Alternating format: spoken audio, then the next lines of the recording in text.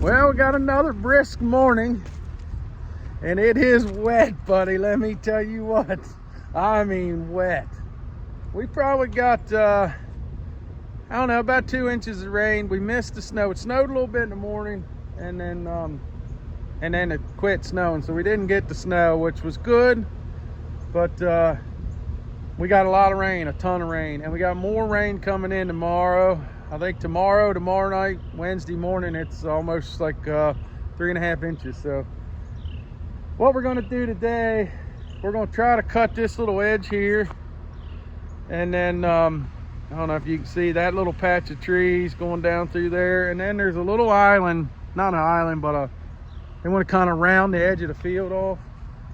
So I'm hoping, since we're with the cutter and it ain't tore up yet, we should be able to get around in there anyway, so we can cut, stay ahead of the cleanup crew.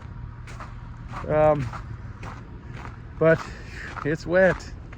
I mean, really wet. Oh, truck's up and running. We had it finished putting it together Saturday night, so it's going to come up here today and get a load of pine, try to run its maiden voyage and see how she does. I'm crossing my fingers. I don't think it's got the power we need yet, but the fuel's backed way off of it, so time will tell on that one. I guess we really have to just play it by ear. He wants us to put 1,000 miles on it first, and then we'll tinker with it. So 1,000 miles, change the oil, and then fool with it. So I mean, I don't know, we're running anyway. We got something to move wood with and move equipment, but for that kind of money, I really was hoping to have a bunch of power, but we'll see. Mikey's gonna put a load on it today. He should be up here about 10 o'clock or so. He's gonna put a load on it, and then we'll let him run it up north and see how she does. I tell you, this old cutter ain't got nothing electronic on it. But leave it up to me. The only thing that's electric on it's a jacked on heater motor. Uh-oh. I lost you. Leave it up to me. The only thing electric on this thing's the heater motor. And I ain't got no heat. Oh, man. I just don't have much luck with the wires. It's cold in here. At least the sun come out, so maybe I'll get some, what do they call that? Radiant heat. I'll get some radiant heat. It'll be a little bit better. Lunchtime, I'm gonna check this thing out, because it's supposed to get cold next week.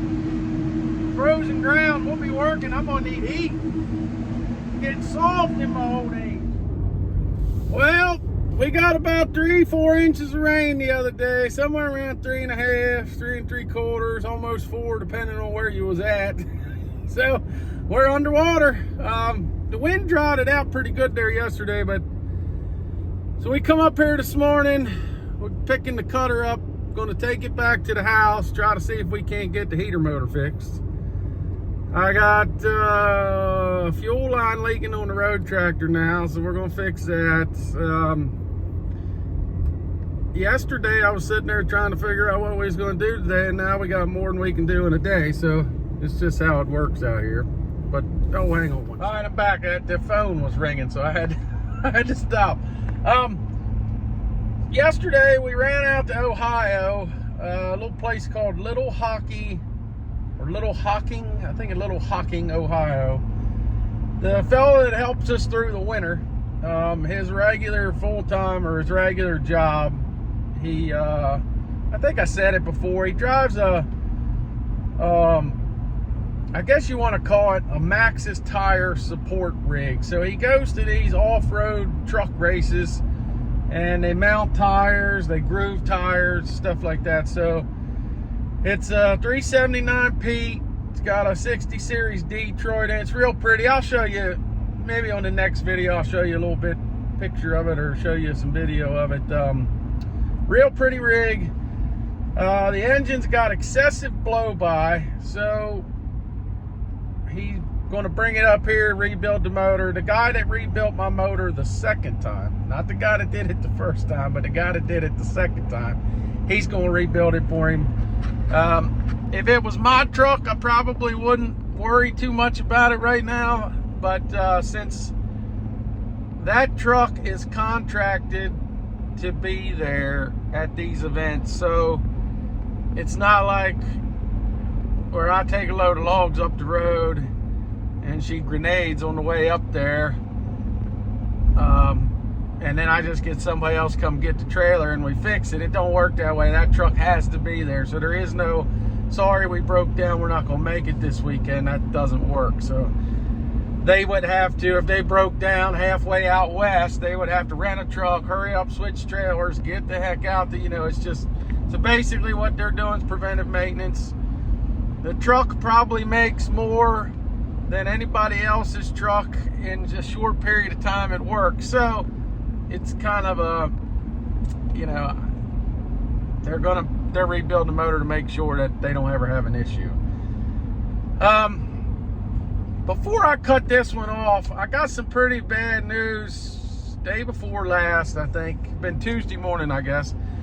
I know I post on YouTube, but I'm bad about watching so much of it now. I used to watch it all the time, then I started posting on there, and I do watch, like if it's raining or wet or something in the morning when I'm killing time, I'll watch it, and that's what I did. But I heard, I got some pretty sad news that he's a fellow YouTuber. If you look him up, he's Nuts319. His name's Pete. He got banged up really bad. Really bad. I don't really know the details. I'm just getting what I'm seeing off the video. I don't know him personally, but he's a fellow timber cutter, so, you know, we're like family. I mean, that's just how it works. But yeah, he's broke. He's going to be out of commission for a very, very long time. So they could use all the help they could get. Yesterday evening, I was watching a video that Cotton Top had put out that had, you know, a little bit more information. So if you want to find that, you can find that on his page. It sounds like he's been in contact with some people that know him very well. I think it's his girlfriend or his wife put a video up giving some, you know, more in-depth detail on what happened to him. They put a GoFundMe page up, but I found out last night that GoFundMe takes quite a bit of the money. So Cotton Top put on his, I guess he linked it in the below, and I'm gonna do the same thing. I'm gonna put it in the description. A PO box and a name where you can mail. If you want to help out, or if you can mail it directly, which is what I'm going to do. I'm just going to send it direct. But yeah, you know, what we do is not like a desk job, you know what I mean? To go back to work, we got to be 100%. You know, we can't be 75% and then go back on the pay. You know, it don't work. So we got to be 100%. So he's going to be a while. Glad to hear it's not worse than it could have been, because we all know what we do is, it's dangerous. But God willing and the creeks don't rise, he'll be back. We all come back. It's just in our blood. I don't know why, but you know, you can talk to a lot of people and they'll sit there and tell you you're nuts. You know what I mean? That job don't pay enough to take the risk. You know, the risk to reward ratio isn't there. But my reward is that I just love doing it. I love being in the woods. I just love doing it. And we're all out here dabbling a little bit of mechanical part of it. We're trying to make it easier on our bodies. As we get older, we want to be able to continue to do this. But so whether you're running a track cutter, a retard cutter, an excavator with a dangle head on it, one of them little bell things, we're all dabbling in it, trying to figure out how to make it work. But anybody that's a timber cutter knows that it's not as much fun. It's a lot more fun to get the saw out of the truck and go down in the woods with a gas and an old jug and some saw tools and hand stump timber all day. But so he'll be back. I mean, it's in our blood. We don't do it for the fame and the glory. Lord knows that. 75% of the human population hates us because we kill trees.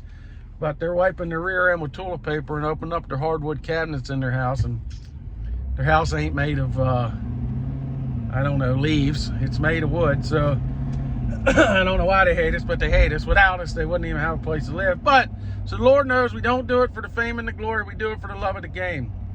And he's going to need all the help he can get to get back out here and play the game. So do what you can. Every little bit helps, even if it's $1, $2, $3, it all adds up in the end.